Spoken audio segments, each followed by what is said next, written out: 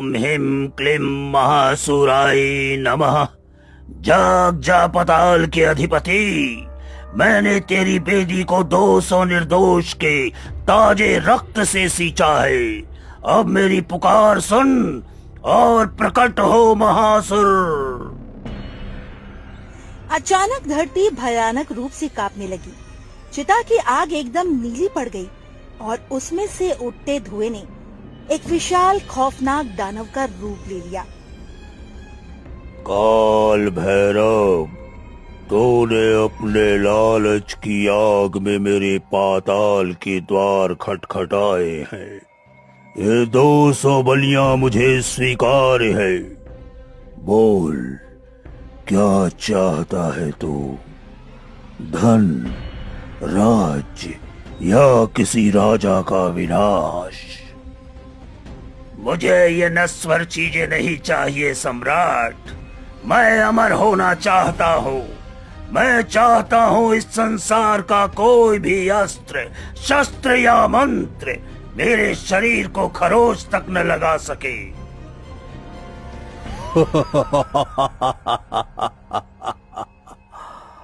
अमरता, ये तो देवताओं को भी नहीं मिली मूर्ख। परंतु मैं तुझे अजय बना सकता हूँ। संसार का कोई भी मनुष्य, जानवर या हथियार तुझे मार नहीं पाएगा। यही तो मैं चाहता हूँ, मेरी जीत निश्चित हो। इतनी जल्दी खुश मत हो। इस वरदान का एक तोड़ है। तेरी मृत्यु केवल उस कन्या के हाथों लिखी है जो किसी माँ की कोख से नहीं बल्कि एक अंडे से जन्म लेगी। यदि तूने उसे जन्म से पहले नहीं मारा तो वही तेरा काल बनेगी। अंडे से जन्मी कन्या, ये प्रकृति का कैसा मजाक है? कहाँ मिलेगी मुझे वो कन्या? वो वैशाली राज्य की महारानी देविका के गर्भ में आ चुकी है। नियति अपना खेल खेलेगी। उसे रोक सको तो रोक लो। इतना कहकर महासुर धुएं में विलीन हो गया। महारानी देविका, तो दुनिया के किसी भी कोने में छुप जा। मैं तेरे गर्भ को ही तेरी संतान की कब्र बना दूंगा। वैशाली राज्य अपनी सुंदरता और राजा समर सिंह की वीरता के लिए प्रसिद्ध था, लेकिन आज महल की हवाओं में एक अजीब सी बेचैनी थी। महाराज, आज मेरा मन बहुत घबरा रहा है। मैंने कल रात स्वप्न में एक लहूलुहान चील को देखा जो मुझसे कुछ कहना चाहती थी। कृपया आज आप इस शिकार के विचार को त्याग दे महाराज। देविका, तुम स्त्रियों का हृदय बहुत कोमल होता है। एक राजा स्वप्नों में नहीं, अपने बाहुबल से चलता है। आज मैं उस दुर्लभ चीते का शिकार करूंगा जिसकी खाल हमारे आने वाले बच्चे के आसन पर सजेगी। इतना कहकर महाराज अमर सिंह अपने मंत्री और कुछ सैनिकों के साथ जंगल की ओर निकल पड़ते हैं।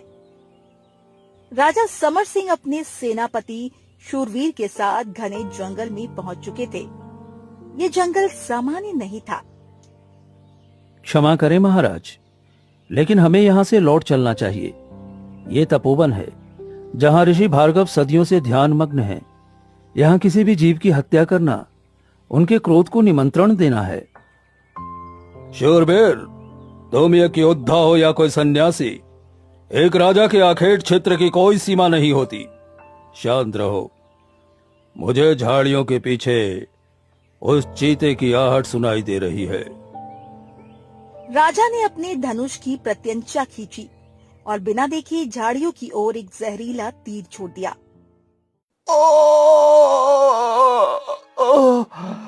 कौन है?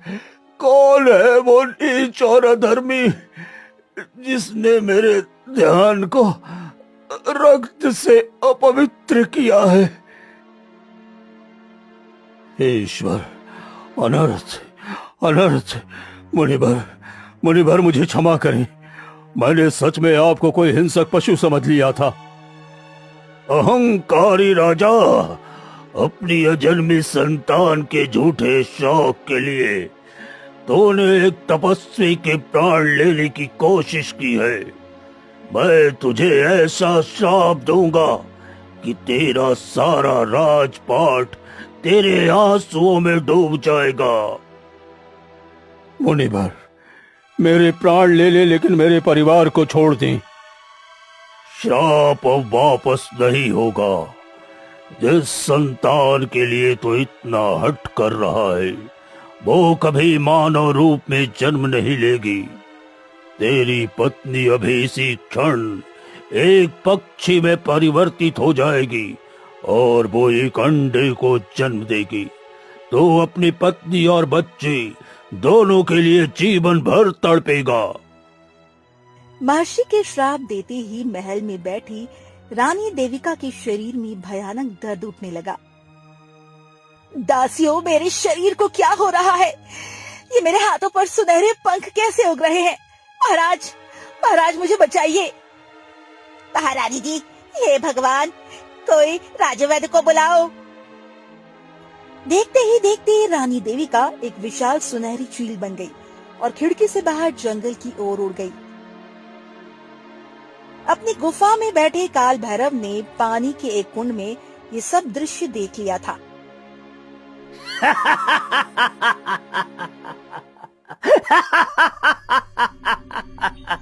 महर्षि भार्गव, तुमने तो मेरा काम आसान कर दिया।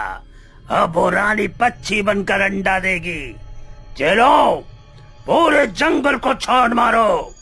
मुझे वो अंडा फूटा हुआ चाहिए। वैशाली से बहुत दूर रतनपुर नाम के एक छोटे से गांव में माधव नाम का एक गरीब लकड़हारा रहता था। माधव, आज फिर घर में राशन का एक दाना नहीं है। क्या भगवान ने हमारे भाग्य में सिर्फ भूखे पेट सोना और ये सूना आंगन ही लिखा है? न धन है, न कोई संतान।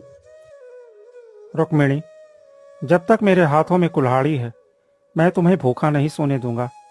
आज मैं जंगल के उस खतरनाक हिस्से में जाऊंगा जहां चंदन के पेड़ हैं। भगवान हमारी परीक्षा ले रहा है रुक्मिणी, हमें हार नहीं माननी चाहिए। माधव जंगल की गहराई में पहुंचा। अचानक उसकी नजर एक पुराने बरगद के पेड़ पर पड़ी। अरे, ये कैसी सुनहरी रोशनी है? और ये विशाल सुनहरी चील यहाँ इतनी बुरी तरह से घायल क्यों है? इसके पंख से तो बहुत खून निकल रहा है। माधव को देखकर चील दर्द भरी आवाज में चीखती है और अपने नीचे रखे एक बड़े से चमकते अंडे की ओर देखती है। हे पक्षीराज, तुम डरो मत। मैं कोई शिकारी नहीं हूँ। लगता है तुम अपनी आखिरी सांसें गिन रही हो और तुम्हें इस अंडे की फिक्र है। भगवान, ये अंडा तो सोने की तरह चमक रहा है। अगर मैं इसे यहीं छोड़ गया तो जंगली जानवर इसे खा जाएंगे। मुझे इसे घर ले जाना ही होगा। माधव उस विशाल अंडे को अपने फटे कपड़े में छिपाकर घर ले आया। ये क्या ले आए माधव? इतना बड़ा अंडा, कहीं ये किसी मायावी राक्षस का तो नहीं? इसे फौरन बाहर जंगल में फेंकाओ। नहीं रुक्मणी, जब मैंने इसे उठाया तो मुझे ऐसा लगा जैसे किसी ने अपनी सबसे कीमती अमानत मुझे सौंपी है। उस पक्षी की आंखों में एक माँ की तड़प थी। हम इसे अवश्य संभालेंगे। उस अंडे को घर में रखे 7 दिन बीत चुके थे। 7वीं रात अचानक पूरे घर में एक मीठी सी खुशबू फैल गई। माधव, जल्दी उठो, मुझे घर में किसी बच्चे की रोने की आवाज सुनाई दे रही है। वे दोनों जल्दी से उस आवाज की तरफ जाने लगे। हे राम, ये अंडा तो फूट गया। और ये क्या? इसके अंदर से तो कोई पक्षी नहीं बल्कि ये मानव कन्या ने जन्म ली है। ये कैसे संभव है? उस नन्ही सी बच्ची की त्वचा से एक हल्की हल्की सुनहरी चमक निकल रही थी। माधव, ये भगवान का ही चमत्कार है। हमारे सुने आंगन में फूल खिल गया। ये अंडे से जन्मी है, लेकिन है तो हमारी ही बेटी। इसके चेहरे पर कैसा गजब का तेज है। आज से हम अपनी इस बेटी का नाम तेजस्विनी रखेंगे। 12 साल बीत गए। तेजस्विनी अब एक समझदार और बेहद खूबसूरत लड़की बन चुकी थी। उसके भीतर कई चमत्कारी शक्तियां थी। माधव, तुम्हारी बेटी तो साक्षात देवी है। कल मेरा पैर बैलगाड़ी के नीचे आ गया था, तेज दर्द था। तेजस्विनी ने बस अपना हाथ फेरा और मेरा घाव पूरी तरह से भर गया। काका, यह सब ईश्वर की कृपा है, पर मेरी आपसे विनती है कि इस बात की चर्चा गांव से बाहर ना करें। दुनिया बहुत बुरी है। तेजस्विनी किसी के भी साथ अन्याय होते नहीं देख सकती थी। एक दिन गांव का जमींदार अपने कुछ आदमियों के साथ माधव के घर आ धमका। अरे माधव, अरे तूने लगान नहीं दिया है, आज मैं तेरी झोपड़ी जला दूंगा। जमींदार काका, मेरे पिता दिन रात मेहनत करते हैं। अगर आपने इस घर को आग लगाने की कोशिश भी की ना, तो वो आग आपके ही हाथों को जला देगी। लौट जाइए यहाँ से। तेजस्विनी की आंखों में देखते ही देखते जमींदार को पसीना आ गया और वो बिना कुछ कहे वहां से भाग खड़ा हुआ।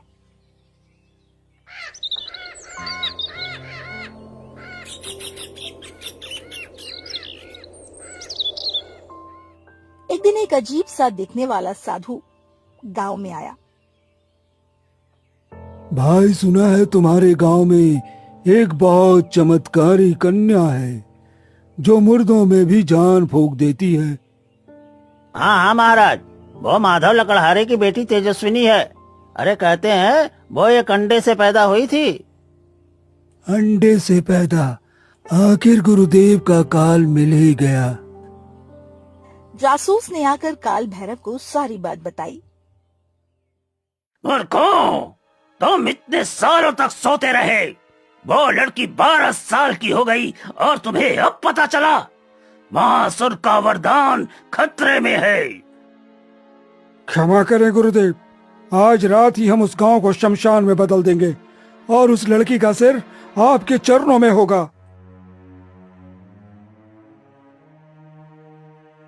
आधी रात को रतनपुर गांव के बाहर एक काला और डरावने राक्षस प्रकट हुआ। अरे ओ गाँव वालों, ओ संडज कन्या तेजस्विनी को हमारे हवाले कर दो। अगर तुमने कोई चालाकी की तो एक भी बच्चा जिंदा नहीं बचेगा। रुक्मिणी, रुक्मिणी, तुम तेजस्विनी को लेकर पीछे के रास्ते से भाग जाओ, मैं इन्हें रोकता हूँ।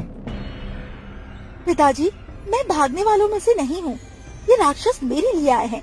इन्हें मैं ही सबक सिखाऊंगी। तू एक छोटी सी बच्ची हमें सबक सिखाएगी? पकड़ो इसे। तुम्हारे पापों का घड़ा भर चुका है दुष्ट। तेजस्विनी की आंखों से अचानक एक तेज पीली रोशनी निकली तो सीधे उस राक्षस के सीने पर लगी। राक्षस वहीं जलकर राख का ढेर बन गया। ये तो सच में कोई मायावी शक्ति मालूम पड़ती है। मुझे गुरुदेव को जल्द से जल्द बताना होगा। बेटी, ये शक्ति तेरे पास कहाँ से आई? तूने उसे जलाकर राख कर दिया। माँ, मुझे नहीं पता। जब उस राक्षस ने पिताजी पर हमला करना चाहा, तो मेरे अंदर से जैसे कोई आग बाहर आ गई। मुझे ऐसा लगा जैसे मैं ये पहले से जानती थी। अब हम यहाँ सुरक्षित नहीं हैं। यह बात राजा तक पहुँचानी होगी। उधर वैशाली के राजमहल में राजा समर सिंह अब समय से पहले ही बूढ़े हो चुके थे।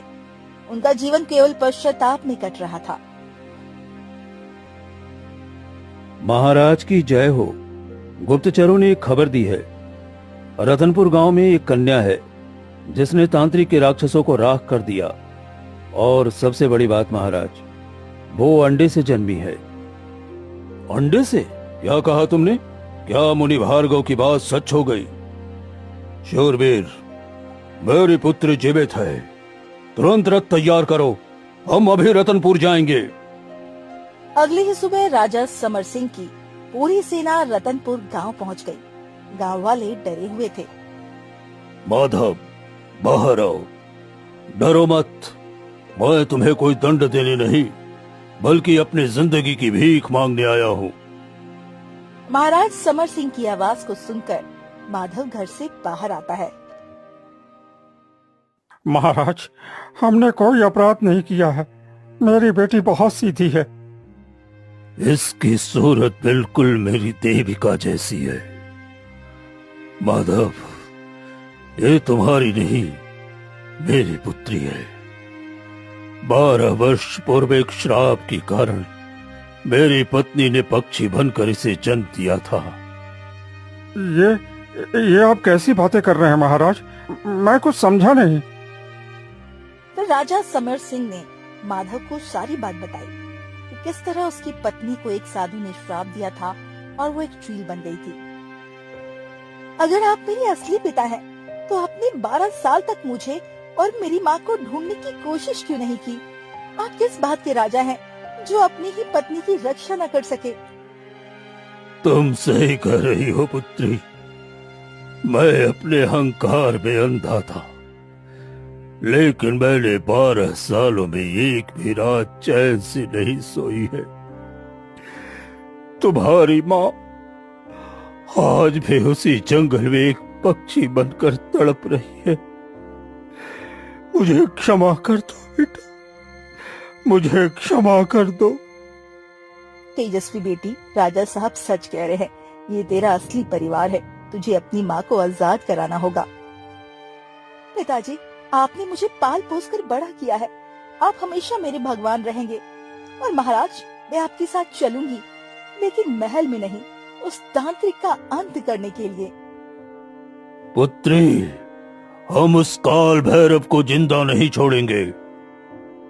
अगले दिन सेनापति और महाराज तेजस्विनी के साथ जंगल की ओर निकल पड़ते हैं। राजकुमारी, आगे का रास्ता बहुत खतरनाक है। यहाँ तांत्रिक ने मायावी खाई बना रखी है। कई सैनिक इसमें गिरकर गायब हो चुके हैं। डरो मत सेनापति, माया केवल भ्रम है। अपनी आंखें बंद करो और मेरे पीछे चलते रहो।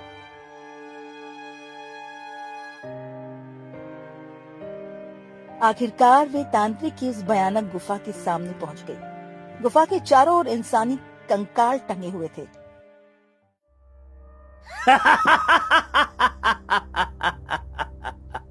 आ गई मेरी मौत। राजा समर सिंह, तू अपनी इस छोटी सी बच्ची को लेकर मुझसे लड़ने आया है। मेरे पास महासुर का अजय वरदान है। काल भैरव, तूने बहुत पाप किए हैं। आज मेरी बेटी तेरा घमंड तोड़ेगी। तेजस्विनी की नजर गुफा के एक कोने में रखे एक लोहे की पिंजरे पर पड़ी। उसमें वही विशाल सुनहरी चील कैद थी जिसे माधव ने जंगल में रखा था। माँ, क्या आप मुझे सुन सकती हैं? मैं तेजस्विनी हूँ, आपकी बेटी। बहुत हो गया ये नाटक। चलो, इस सेना को गाजर मोरी की तरह काट डालो। सेनापति शूरवीर, आप इन राक्षस को संभालिए। इस ढोंगी तांत्रिक से मैं अकेले निपटूंगी। सेनापति और राक्षस के बीच एक भयंकर युद्ध शुरू हो गया। तलवारों की खनक से छाती गूंजने लगी।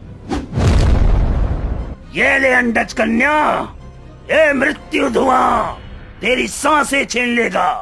तभी काल भैरव अपने त्रिशूल से तेजस्विनी की ओर एक धुआं छोड़ता है, जिसे तेजस्विनी अपनी जादुई ताकत से नष्ट कर देती है। काल भैरव समझ गया तेजस्विनी की शक्तियां उससे कहीं ज्यादा है। उसने एक कायरतापूर्ण चाल चली। तो बहुत ताकतवर लड़की है, लेकिन क्या तू अपनी माँ को बचा पाएगी?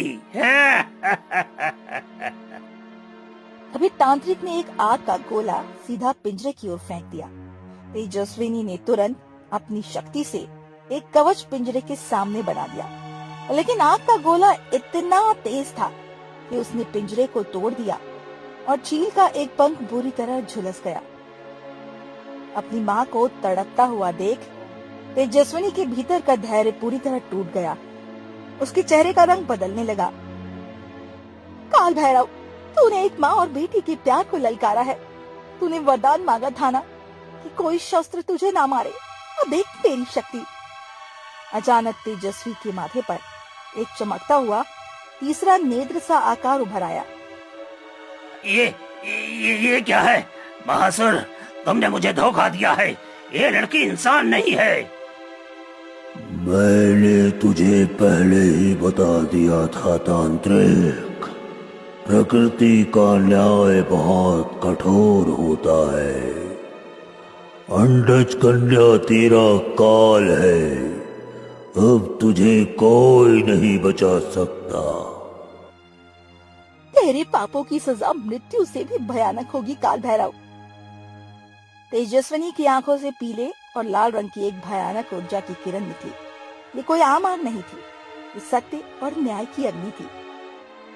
अरे नहीं नहीं, मुझे बचाओ, मुझे बचाओ। अरे मेरी अमरता, मेरी सिद्धियां, आ आ।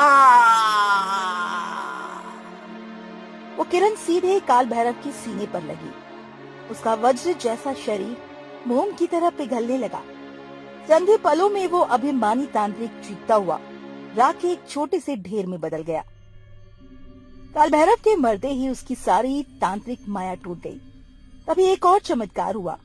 महर्षि भार्गव का वो कठोर श्राप काल भैरव की मृत्यु के साथ ही खत्म हो गया।